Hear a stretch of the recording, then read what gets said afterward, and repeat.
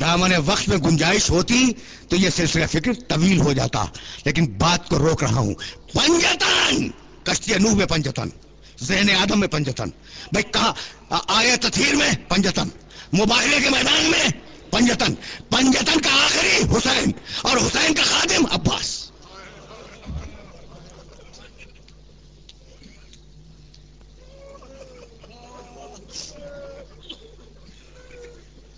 علی کا بیٹا عباس، ام البنین کا لال عباس، حسین کا قوت بازو عباس، زینب کی ڈھارس عباس، اہل حرم کے خیموں کا محافظ عباس۔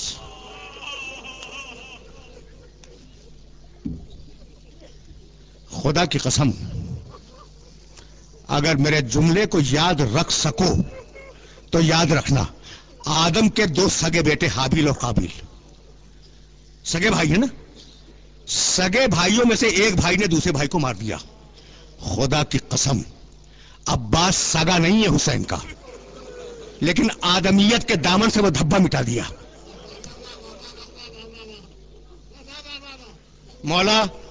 مولا بس 2 دقیقے ہیں، کل 2 دقیقے رہ گئے میرے پاس، اور انہی میں بات کو مکمل کرنا چاہ رہا ہوں۔ مولا مجھے جنگ کی اجازت ہے؟ کہا نہیں عباس تمہیں جنگ کی اجازت نہیں ہے۔ کہا مولا تم کا انت حامل اللوائی، تمہیں جنگ کی اجازت اس لیے نہیں ہے کہ تم میری فوج کے علمبردار ہو۔ بس یہ سننا تھا کہ نظر یمینا و شمالا، عباس نے داہنے دیکھا، عباس نے بائیں دیکھا اور کہا مولا اب وہ فوج کہاں ہے؟ عباس پلٹے، ایک خیمے کے دروازے پہ بیٹھ گئے، اندر سے سکینہ کی آواز آئی، پھوپھی اماں میں بہت پیاسے ہوں۔